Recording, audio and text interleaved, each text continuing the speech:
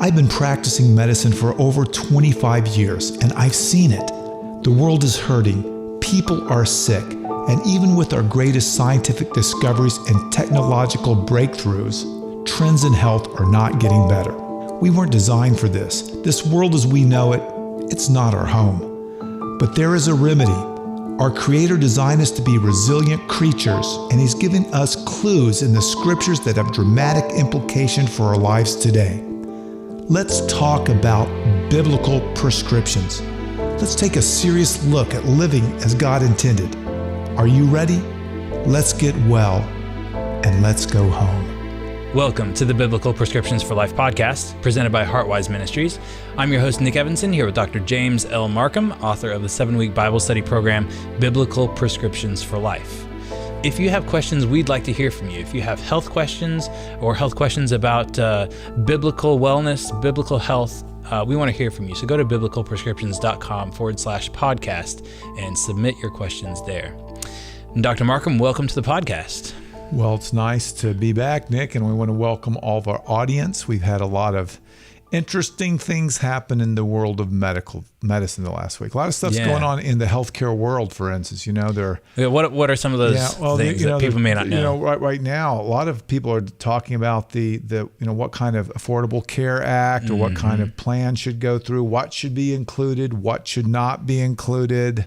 It's a lot of people are discussing it. I don't think there's any real answers out there. So if anyone has the perfect answer, but I'll tell you, Nick, the way we see it on the front lines of people that practice every day is we see a lot of chronic disease, and that would be, high blood pressure, diabetes, sleep apnea, obesity, joint pains. Alzheimer's is another one that's going up. Every year, more and more people are having chronic disease. Right. It seems like it's the way we live, the stress we're under, the food we're eating, the lack of movement, all sorts of things contribute to chronic stress. So chronic stress makes chronic disease. Unfortunately, in all the healthcare plans, they're not really addressing the cause of the expenditures, chronic disease. Right. So if you don't address the chronic disease problem, you're just going to have more and more expenditures. And of course, the companies are there to make money for the people, their stockholders, so they're going to make more medicines to treat the symptoms. The doctors really don't have a gigantic incentive for anything. And right now there's so much in the media, there's so much advertising and marketing promoting these treatments that treat the symptoms and not the cause. So it's going to create this problem, at least in America. Now, other countries sort of have a little bit more control over this, but until they address the cause of the healthcare crises, it's just no matter what plan they introduce, we're still going to have problems. Yeah. I see patients that come in, Nick, and when I tell them, I say, listen, there's two ways of doing things. You have your symptoms. We can either treat the symptoms, which is sometimes appropriate, or we can try the best we can to get at the cause. Sometimes treating the symptoms is not popular because it goes against what everyone else is saying in the media because they want to make money for their stockholders. Sometimes it's hard because of our culture goes against all these things we've always been taught. Sometimes it goes against our own brain because often we're addicted to certain things in our culture that we don't even realize. But if we move people, I found success if we move them one step at a time, try not to do too much, empower them. Also get them to plug in. I think it's very important, Nick, to plug into their spiritual lives. Get God and their relationship to help them. And you're realizing, everything doesn't happen today. You're not a bad person if you can't do these things. It's going to be hard, but as they do this, they start to change. Their minds start to change. Their physiology starts to change. They understand what truth's all about. And then it sort of grows. And then they can, as they do this, they feel better. They might get off of medicine. They realize that God is interested in every aspect of the life. I wish we could introduce these concepts at a national level, and talk to practitioners about, reward them for coaching patients and helping them. Because when it comes from a physician, it carries a lot of weight sometimes, Yeah. When I say, listen, you don't quit smoking, you're going to die. If you don't quit eating this kind of food, you're going to clog up your arteries. And the first thing that they say, first thing that they get defensive. And then the second thing will say, well, no, don't do that. Let's come up with a plan. Let's, how do you want to handle this? Now, some people say, no, I'll just do what I want. And then that's okay. But I tell them, the consequences. So anyway, that's sort of what's going on in the healthcare world. Tom Price from Georgia is going to sort of try to work through this. They're going to fight about it a lot. I don't see any great breakthroughs this year unless they start getting at the cause of our healthcare problems. And this isn't a new thing, really. This has been going on for quite a while, hasn't it? Yeah, we've been cycling this over and over. We spend more and more money. It's more and more money is going into pharmaceutical industry, healthcare. In general, every year the prices go up. Our society's getting older now. And unfortunately, not too long ago in the emergency room, Nick, I saw a 10 or 11-year-old that had type 2 diabetes. Type 2. At that age? Yes, and that's never been seen before.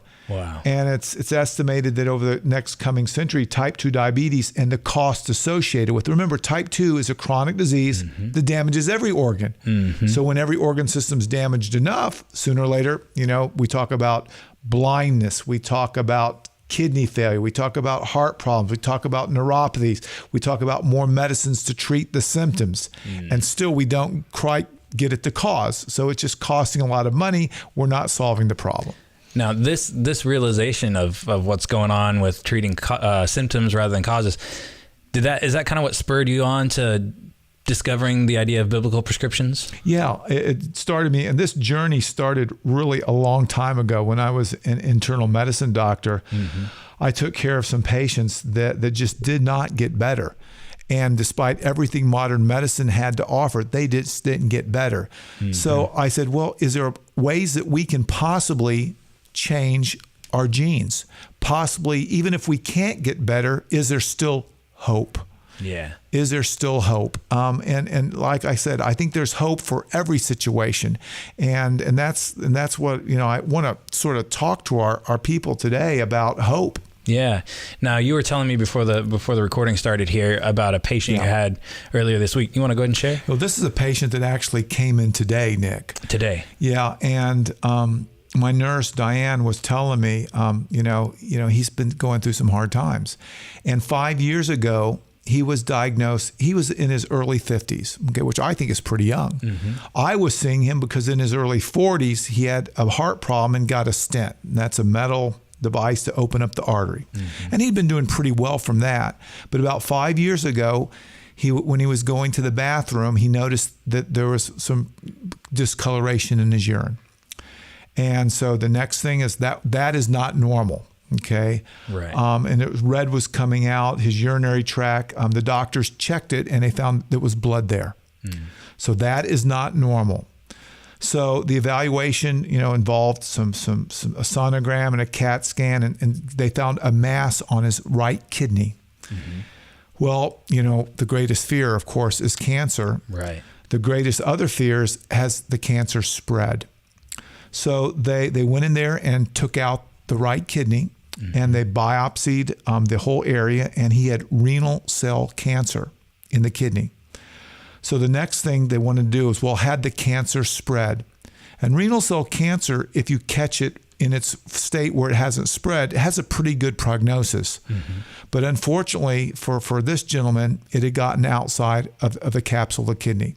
So for the last 4 or 5 years, Nick, he's been going through chemo and radiation and the full 9 yards. Of course, the emotions of having cancer, had to quit his job, family worried. It was just devastating. So needless to say, the heart problem took a backseat to all of this problem. He comes in today, and I said, well, what happened? He says, well, cancer has got into my brain now, and I had a bleed in my brain. And I said, well, what happened? He says, well, they took me to the hospital, and they said, you're breathing in your brain. That's why you have such a bad headache. You're going to die tonight. They told him that.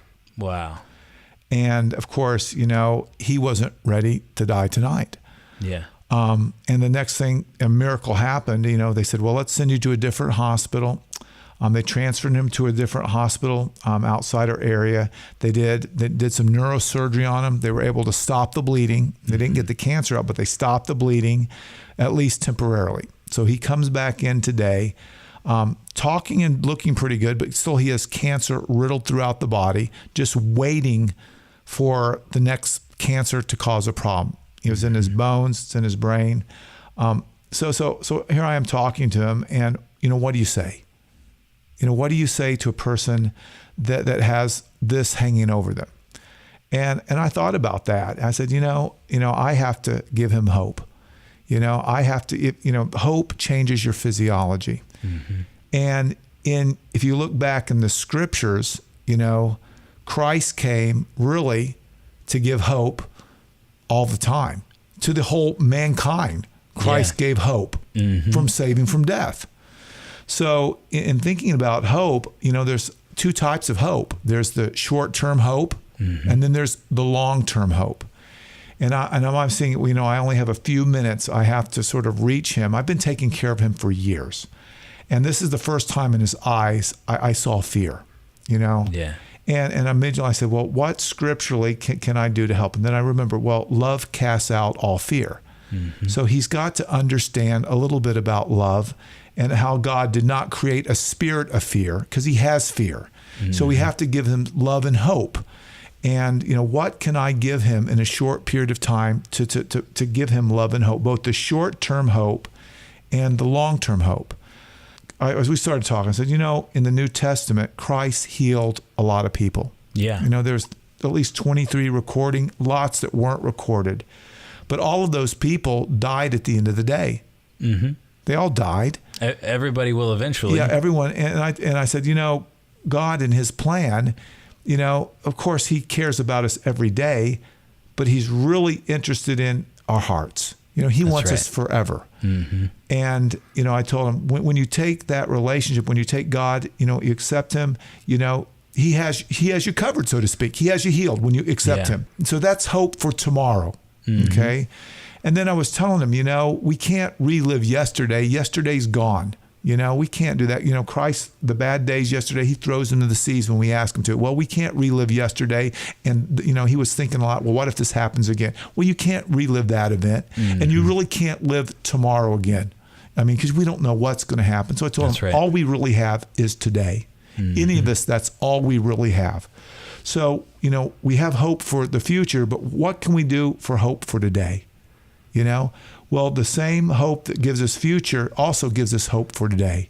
When we walk with God and let him lead us today, moment by moment, and not try to live in the past, not try to live in the future, just live right now, try to follow him, be with him, the source of love, that is hope for today. Mm-hmm. And one day becomes 2 days, and we just do the best we can today, not fearing for the future. I'm realizing that once we do this, we start to understand love, which is going to take care of our fear, and then things start to come together. And I told him, I said, I know this is a lot, okay, but where do I start? What is one thing I can do today? What is one thing I can do today? Remember, when you're walking with God, he's going to heal you. He's going to give you hope for the future, and in him, we have hope as well for today. And that was the only thing I could think to talk to him about is, and when you think of all of us out there, all of us have illnesses, whether it be a brain illness or a food illnesses or bad genes, or we all have problems. And the only, hope we have is to understand that we have a Savior that has given us the ability to have a relationship. And this has been the hope that's been given from the very beginning of time. Mm-hmm. And sometimes we get so caught up in ourselves. We get so caught up in our illnesses. We get so caught up in the world and the customs and the cultures and what everyone else is doing that we forget the big picture. So I tried to paint him the big picture. And I said, some people are going to die today all over the world. Yeah. And that's a tragedy. But if we have Christ in our hearts, then we're prepared to make the transition. That's the real healing that I think Christ was really focusing on. Remember that, John 3:16. For God so loved the world that he gave, that whosoever believes in me shall have everlasting life. That's right. Everlasting health, everlasting healing. Mm-hmm. Now, how that looks, only the God of the universe knows. Right. Because we're stuck in our little worlds. We can't even imagine right. what that's like. But that's what we have to do. We have to get out of the box. And so we had this discussion today, and I said, we want to use modern medicine to help you feel better. But if you keep this and live this, it's sure going to help you out a lot inside. And that's one of the things I like about working with patients is that sometimes you can find a non-traditional way to maybe help them in some manner. Yeah. And God uses everyone out there to reach people every day. And as we show Christ to the world, by our actions, by the way we care for each other, by the way we talk, by the way we act, we're bringing a little love into their lives. We're helping serve our Creator, and we're helping in this healing process, because God did not need me at all to do this. Right. God could do all of this himself. He does not need us, but he allows us to participate. And so today, that really message really touched me in my heart today. And later on in the day, a couple hours ago, I talked, this is another good story. And I know we're not talking traditional medicine today, but we're talking healing. Yeah. I got to talk to about 350 elderly people, Nick.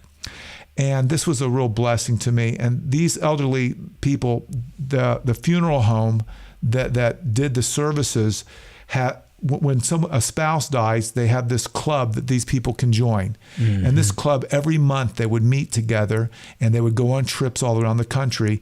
And they were mainly single people that had lost their spouse. Mm-hmm. So they were all there today. And, most of them were elderly. A lot of them were lonely. And they came together to help support each other, to help love each other, to help be with each other. And when you saw what was going on there, it was just amazing that even though they'd gone through some of the toughest, losing a loved one is really tough, even though they were lonely, mm-hmm. they still got together and they bound together and they were helping each other, not only love each other, but to give each other hope, hope right. for today in the relationships they have, especially with Christ and each other, and then hope for the future that, they might have lost their loved one. They might feel sick. Things might hurt, but they always have a future, a hope. And I think that sometimes we lose track of the big picture. So today, I just want everyone to think of the big picture. There's always hope. There's always hope. And the first place I would invite anyone to turn to hope is just say a prayer, open the scriptures, and let God lead you to the hope. Yeah. And that's sort of the message I have today, Nick. I think that's a really, really important message for everyone to hear because, as a younger person, I don't think about the end of life a whole lot. And I don't think about, some of the health complications that people will experience and the things that will bring about death in the end of life here on this earth. But, you never know when your last breath is going to be, whether it's a car accident or mm-hmm. whether it's some disease that, you don't even know you have and all of a sudden your life is over. Yeah. But yeah, the message of hope that, everything in this world that we know is just temporary. Right. It's hard for us to think of an infinite being loving us and bringing us into an infinite relationship with him, through eternity. Yeah. And I think you made a good point. The younger you are, you don't think about these. And sometimes God uses our weaknesses, our illnesses, whether that be physical illness or even a brain illness. Mm-hmm. A lot of people have thoughts that plague them, that taunt them and, tell them they're not good enough. They're not, things are bad and all this. But sometimes in our weakness, when we turn to Christ, we have that relationship. So in our weakness, he makes us strong. So sometimes I would rather be sick and have problems and turn to him than think, oh, everything's fine. And sometimes for those younger ones out there, they don't see that, that everyone thinks that everything is fine. They don't really need mm-hmm. a savior. Yeah. But we need a savior all the time. That's right. All the time, every day. And when we do that, that helps open up different worlds for us. And that's the real message I wanted to bring to everyone today is that there's always hope. In medicine, there's always hope. Even if there's not a physical cure, even if there's not a mental cure, there's always hope. And that hope came many years ago and it saved the entire world. That's the ultimate prescription, the ultimate path to healing, the ultimate path to peace, the ultimate path to love. Our goal is to be in relationship with our Creator God. And when we have this, we have everything, and we have really nothing to worry about. And where that takes us, only infinity. We can't even imagine. I can't imagine to be a patient and have the doctor telling you that you're going to die within hours. Well, the hard thing is he had children. You know, he had children. You know, he had a family. He had a wife. All this stuff was just flashing before him, and it had to be causing extreme stress. And the stress was just overwhelming him, just coming in. So, the fact that he was living from doctor's appointment to doctor's appointment in my life, that's not living. That's existing. You want to live to a greater abundance. And that's what I was trying to give him, something more than maybe he'd gotten from his other doctors who did all the technical things correctly. But I wanted to offer him something, to think about, to go to a real source of healing. Doctors treat symptoms, but the real cause of disease, the real cause of sickness in this world, it's the prescription's already been given and it's already done. The healing has already taken place. All we have to do is believe, accept it, and step into that healing. Receive it. Yeah. Yeah. So that's what I really wanted to get through to him today. Yeah. Well, that's a great message, and thank you for sharing that, Dr. Marcum. My pleasure, Nick. And those out there, I want them to embrace that message as well, because I think there's a benefit from everyone hearing this. Yeah. And if you're listening and you really resonate with this, and maybe you have a story you'd care to share with us, or if you have any questions on the topic, reach out to us through our website, biblicalprescriptions.com/podcast, and you can get in touch with us that way. Thanks so much for listening, and we look forward to joining you again next week, where we're going to discuss more about getting well and going home.